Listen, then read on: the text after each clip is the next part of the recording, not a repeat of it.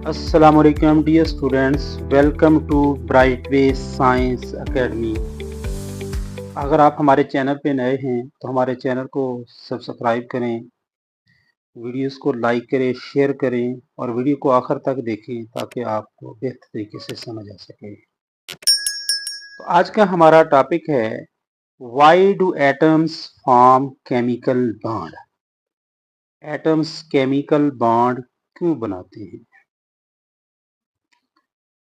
बढ़ते हैं जी अपने टॉपिक की तरफ। It is a universal rule that everything in this world tends to become more stable। ये यूनिवर्सल रूल है कि इस कायनात के अंदर हर चीज स्टेबल होना चाहती है, क़याम पजीर होना चाहती है। जैसा कि हर बंदे की ख्वाहिश है कि उसके पास मालो ज़र हो, कोठी बंगला मकान हो, उसके पास सारी चीज़ें हों, कोई किसी से उसे कोई चीज़ ना तो लेनी पड़े ना उसे कोई देनी पड़े। तो बिल्कुल जो एलिमेंट्स हैं इनकी हर चीज़ जो है वो इलेक्ट्रॉन होते हैं। तो इनकी भी एलिमेंट्स की हर एलिमेंट की यही ख्वाहिश होती है कि ये स्टेबल हो जाए। तो स्टेबिलिटी हासिल कैसे की जाती है और स्टेबल किसकी तरह का बनना चाहते हैं ये। तो ये हर एक की ख्वाहिश होती है कि ये अपनी इलेक्ट्रॉनिक कन्फिग्रेशन जो है वो नोबल गैसेस की तरह कर लें। Atom achieve stability by attaining electronic configuration of noble gases. Noble गैसों की इलेक्ट्रॉनिक कन्फिग्रेशन हासिल करके एटम जो है वो स्टेबिलिटी हासिल करते हैं। तो नोबल गैसें हीलियम, नियॉन, आर्गन और क्रिप्टॉन वगैरह। तो इनकी जो इलेक्ट्रॉनिक कन्फिग्रेशन होती है नोबल गैसों की वो होती है NH2 NP6। Having 2 or 8 electrons in the valence shell is sign of stability। Valence shell के अंदर 2 या 8 इलेक्ट्रॉन जो हासिल करना है ये स्टेबिलिटी की अलामत समझा जाता है। तो जो हीलियम के करीब होंगे, जिनकी जो नंबर ऑफ इलेक्ट्रॉन जो है वो हीलियम के करीब करीब होंगे, वो डुप्लेट रूल को फॉलो करेंगे। अपनी वैलेंस शेल में 2 इलेक्ट्रॉन हीलियम की तरह हासिल करना चाहेंगे और बाकी जो है वो अपने वैलेंस शेल में 8 इलेक्ट्रॉन हासिल करना चाहेंगे।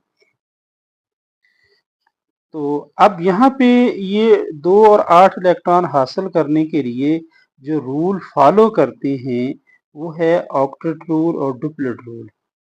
तो डुप्लेट रूल और ऑक्टेट रूल क्या है, ये अक्सर जो है ये क्वेश्चन बोर्ड पेपर्स में पूछा जाता है। डिफाइन या give the difference between duplet and octet rule या define duplet and octet rule. तमाम बोर्ड्स के अंदर ये बार बार क्वेश्चन पूछा जा रहा है।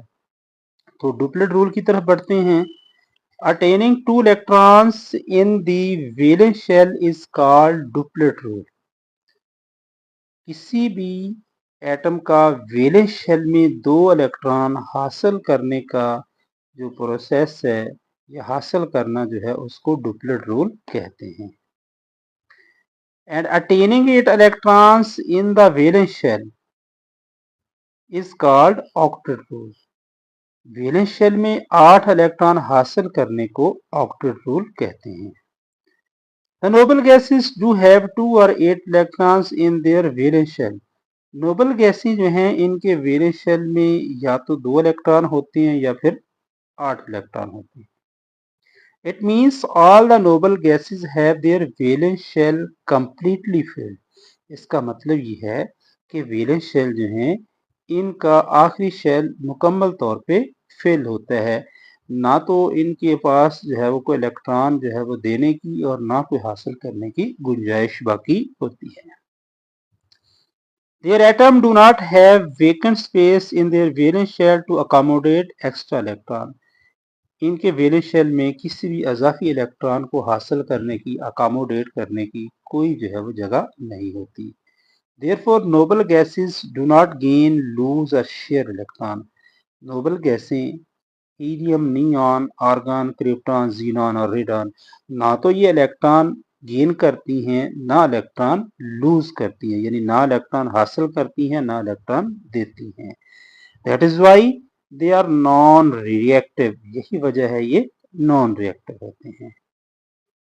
The importance of noble gas electronic configuration lies in the fact that all other atoms try their best to have the noble gas electronic configuration.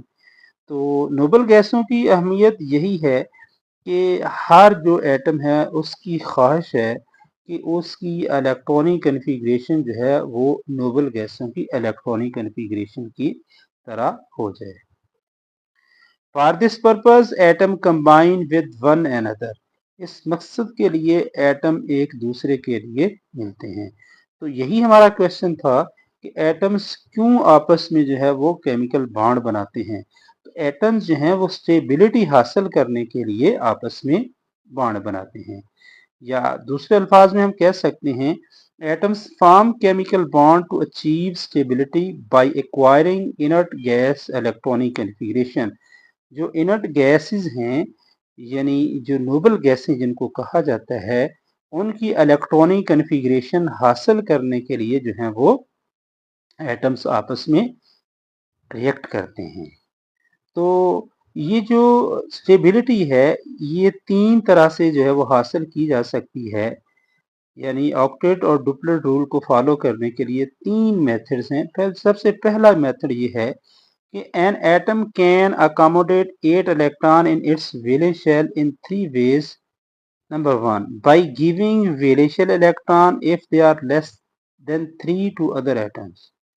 जी, अगर किसी भी एटम के वैलेंस शेल में 3 इलेक्ट्रॉन या इससे कम हो तो वो दूसरे इलेक्ट्रॉन को इलेक्ट्रॉन अपने देकर वैलेंस शेल के इलेक्ट्रॉन जो है वो अपना ऑक्टेट मुकम्मल करता है। जब वो 3 इलेक्ट्रॉन दे देगा, अगर उसके वैलेंस शेल में 3 या उससे कम हैं, तो फिर उसका पीछे वाला शेल जो है, ये प्रीवियस शेल जो है वो कंप्लीट हो जाएगा और उसका ऑक्टेट या डुप्लेट रूल मुकम्मल हो जाएगा। इसी तरह दूसरा जो मेथड है इसका, by gaining electron from other atoms, दूसरे एटम से इलेक्ट्रॉन हासिल करके।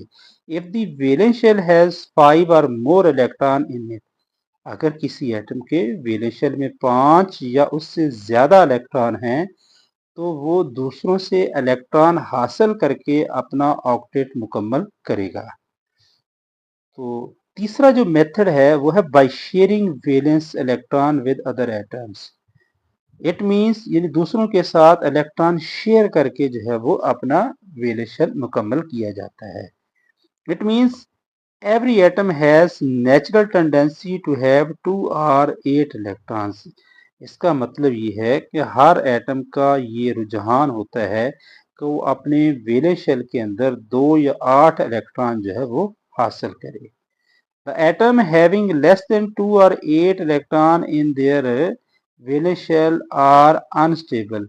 वो एटम जिनके वैलेंस शेल में 2 या 8 से कम इलेक्ट्रॉन होते हैं वो अनस्टेबल होते हैं।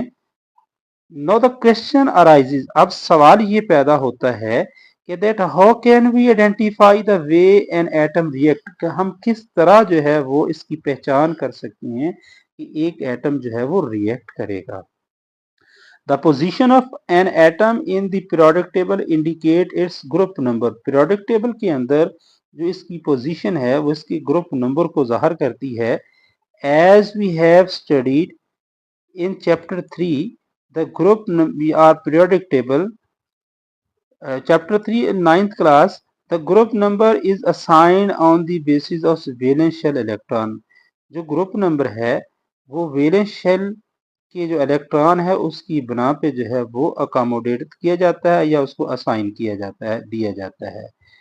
मिसाल के तौर पे हम कह सकते हैं कि group 1 has only 1 electron in its valence shell, यानी जो अल्कली मेटल्स हैं, जो पहले जो ग्रुप के जो एलिमेंट्स हैं उसमें जब हम कह देते हैं lithium, sodium, potassium, rubidium, caesium, francium वगैरह, इनके वैलेंस शेल में एक इलेक्ट्रॉन होता है और इसको ग्रुप 1 के अंदर रखा गया है। इसी तरह अल्कली मेटल्स जो है, अल्कलाइन अर्थ मेटल्स जो है जिनको दूसरा ग्रुप असाइन किया गया है, तो इनके वैलेंस शेल के अंदर जो है वो 2 इलेक्ट्रॉन्स आ जाते हैं। तो इस दूसरे के अंदर हमारे पास आ जाते हैं बेरियम है, कैल्शियम, मैग्नीशियम, स्ट्रांशियम और रेडियम वगैरह, बेरिलियम और कैल्शियम और वगैरह इसमें आ जाते हैं। तो इन इट्स वैलेंस शेल जो है, अगर बात करें हम 13 ग्रुप की, 13वें ग्रुप की, तो इसके जो 13वां ग्रुप है उसके वैलेंस शेल में 3 इलेक्ट्रॉन होते हैं और इसमें एल्यूमिनियम जो है वो टॉप पे है इस ग्रुप के अंदर। तो एल्यूमिनियम फैमिली का नाम भी दे देते हैं इसको। इसके बाद 14 जो ग्रुप है वो कार्बन फैमिली है, तो उसके वैलेंस शेल में 4 इलेक्ट्रॉन होते हैं। और इसके बाद अगर बात करें हम जो है 15 की, तो 15 के अंदर जो है वो नाइट्रोजन फैमिली आ जाती है। इनके वैलेंस शेल में जो है वो 5 इलेक्ट्रॉन होते हैं। इसके बाद ग्रुप 16 की बात करें तो उनके वैलेंस शेल में जो है वो 6 इलेक्ट्रॉन होते हैं और ये ऑक्सीजन फैमिली जो है वो कहलाती है, क्योंकि टॉप पे जो है इसमें इस ग्रुप के अंदर ऑक्सीजन है। और उसके बाद अगर बात करें हम इलेक्ट्रॉन्स की, जो 17 जो है वो ग्रुप है उसमें 7 इलेक्ट्रॉन हैं और ये हैलोजन फैमिली कहलाती है। इनके वैलेंस शेल के अंदर जो है वो 7 इलेक्ट्रॉन होते हैं।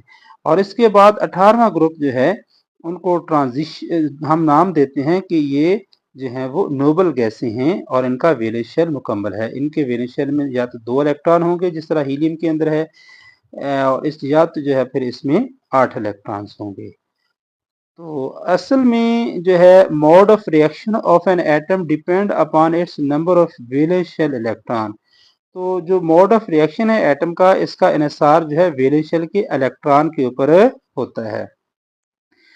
तो इसको हम जो है आगे देखते हैं। इसके बाद हम केमिकल बॉन्ड की तरफ बढ़ते हैं। तो केमिकल बॉन्ड क्या होता है?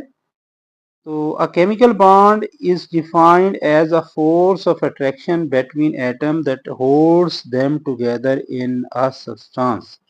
केमिकल बॉन्ड एक ऐसी फोर्स है जो एटम्स को किसी भी सब्सटेंस के अंदर इकट्ठे जोड़े रखती है। तो ये डेफिनेशन जो है ये भी हर दूसरे बोर्ड के पेपर में आ रही है, बार बार पूछी जा रही है, तो लिहाजा इसको अच्छे तरीके से जो है वो समझिएगा। तो दोबारा डिफाइन करते हैं। Chemical bond is defined as a force of attraction between atoms that holds them together in a substance.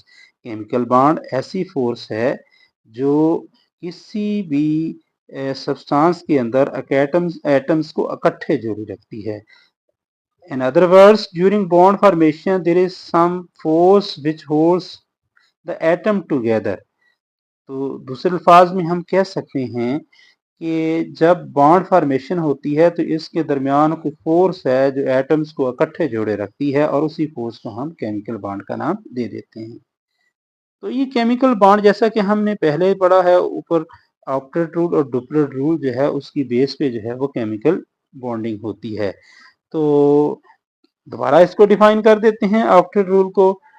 attaining attaining 8 electrons in the valence shell is called octet rule, and attaining 2 electrons in the valence shell is called duplet rule.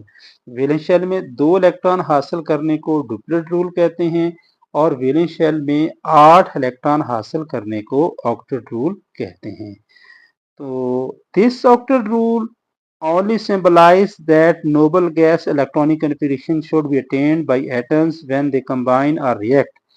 For elements like hydrogen or helium which have only 2 electrons, so only 2 electrons and s subshell, this becomes duplet rule. तो इसको duplet rule से follow किया जाएगा। Hydrogen और helium duplet rule को follow करेंगे, बाकी जो है ऑक्टेट रूल को फॉलो करते हैं। तो ये जो है it plays a significant role in understanding the formation of chemical bond between atom. ये केमिकल बॉन्ड बनाने के लिए अहम किरदार अदा करता है। If the bond formation is between ion, it is due to the electrostatic force of attraction between them.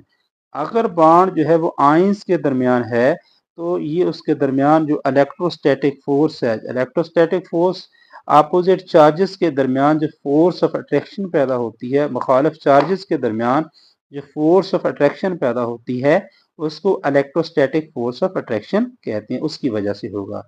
But if bond formation is between similar atom और between the atom that have comparable electronegativities, then the chemical bond formation is by sharing of electron।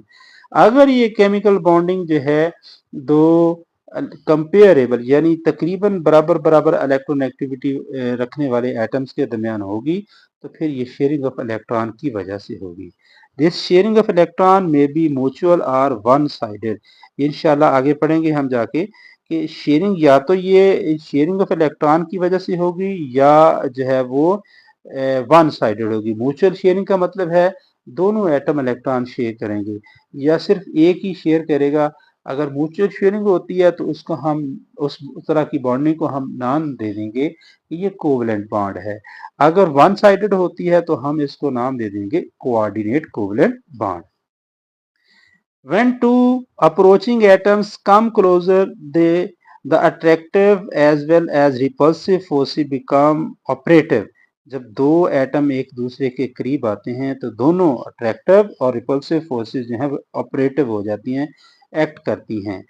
तो अगर तो force of attraction जो है ये dominate कर जाती है तो बॉन्ड बन जाता है। अगर ये फोर्स ऑफ अट्रैक्शन जो है वो रिपल्शन डोमिनेट कर जाती है जो है वो, इस वक्त क्या होगा, ये बॉन्ड नहीं बनेगा। The formation of a chemical bond is result of net attractive forces which dominate। The energy of that system is lowered and the molecule is formed। यानी जब अगर अट्रैक्टिव फोर्सेस जो हैं ये डोमिनेट कर जाती हैं, गालिब आ जाती हैं, तो उस वक्त क्या होगा, सिस्टम की एनर्जी लो हो जाती है और बॉन्ड बन जाता है। Otherwise if repulsive forces become dominate, no chemical bond will be form. अगर रिपल्सिव फोर्सेस जो हैं ये डोमिनेट कर जाती हैं, ये गालिब आ जाती हैं, बढ़ जाती हैं, तो कोई बॉन्ड नहीं बनता। In that case, there will be increase in the energy of system due to creation of repulsive forces। repulsive forces पैदा होने की वजह से सिस्टम की एनर्जी बढ़ जाती है और केमिकल बॉन्ड नहीं बनता। तो ये था हमारा आज का टॉपिक। उम्मीद करते हैं आपको हमारी समझ आई होगी, हमारी वीडियो अच्छी लगी होगी। और अगर आपको हमारी वीडियो पसंद आई है तो हमारे चैनल को लाइक करें, शेयर करें, सब्सक्राइब करें। शुक्रिया।